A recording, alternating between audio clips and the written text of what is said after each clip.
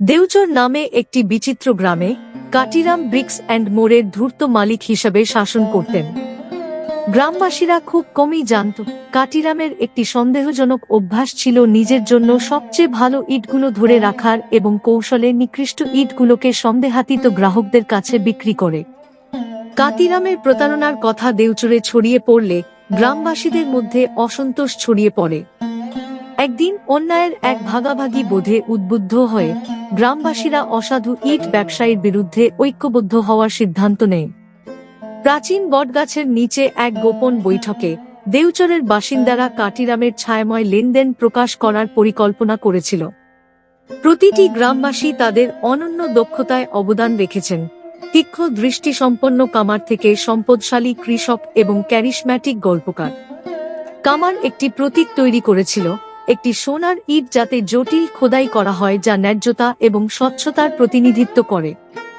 এই চিহ্নটি প্রকৃত ইট চিহ্নিত করতে এবং সাপ্পার থেকে আলাদা করতে ব্যবহার করা হবে। কৃষক জমি সম্পর্কে জ্ঞান নিয়ে কাটিরামের দ্বারা বিক্রি করা ইটগুলির নিম্নমানের প্রমাণ সংগ্রহ করে। এদিকে ক্যারিশম্যাটিক গল্পকার শব্দের শক্তি ব্যবহার করে একটি আকর্ষক আখ্যান বুনেছেন। গ্রামের স্কোয়ারে ভাগ করা শহরের কান্নাকাটি এবং গল্পের মাধ্যমে গল্পকার কাটিরামের অনৈতিক অভ্যাস সম্পর্কে সত্য প্রকাশ করেছেন, তাকে ভিলেন হিসাবে চিত্রিত করেছেন যিনি গ্রামবাসীদের আস্থা শোষণ করেছিলেন।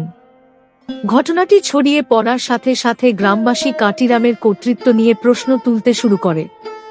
সোনার ইটের প্রতীক একটি সমাবেশ পয়েন্টে পরিণত হয়েছিল, যা সততা এবং সততার প্রতি অঙ্গীকারের প্রতীক।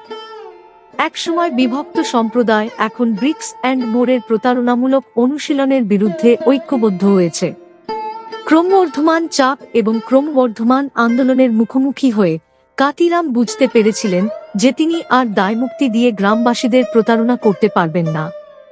ন্যায় বিচারের দাবি এতই প্রবলভাবে প্রতিধ্বনিত হয়েছিল যে এমনকি কাটিরামের নিজস্ব কিছু কর্মচারীও তার বিরুদ্ধে চলে যায়, তার প্রতারণার পরিমাণ প্রকাশ করে। ঘটনার নাটকীয় মোড়কে গ্রামবাসীরা কাটিরামের মুখোমুখি হয়, তার প্রতারণার অকাট্য প্রমাণ উপস্থাপন করে। সোনার ইটগুলি তাদের বাক্টু খোদাই সহ একটি ন্যায্য এবং সৎ সম্প্রদায়ের জন্য গ্রামবাসীদের সংকল্পের প্রমাণ হিসাবে দাঁড়িয়েছে।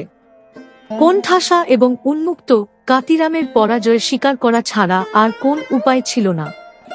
একসময় প্রতারিত গ্রামবাসীরা এখন তাদের সম্মিলিত প্রচেষ্টায় ক্ষমতাপ্রাপ্ত ব্রিক্স অ্যান্ড মোড়ের দায়িত্ব নিয়েছে। তারা ব্যবসাটিকে একটি সমবায়ে রূপান্তরিত করেছে যেখানে স্বচ্ছতা এবং ন্যায্যতা নির্দেশক নীতি হয়ে উঠেছে। কাটিরামের প্রতারণার বিরুদ্ধে দেউচারের বিজয় কেবল সম্প্রদায়ের মধ্যে আস্থা পুনরুদ্ধার করেনি, বরং প্রজন্মের মধ্য দিয়ে চলে যাওয়া একটি দৃষ্টান্ত হয়ে উঠেছে। সোনার ইটের প্রতীক একসময় প্রতারণার চিহ্ন ছিল, এখন এটি একটি অনুস্মারক হিসাবে কাজ করেছে যে একতা এবং সত্য এমনকি কৌশলগুলির মধ্যেও বিজয়ী হতে পারে।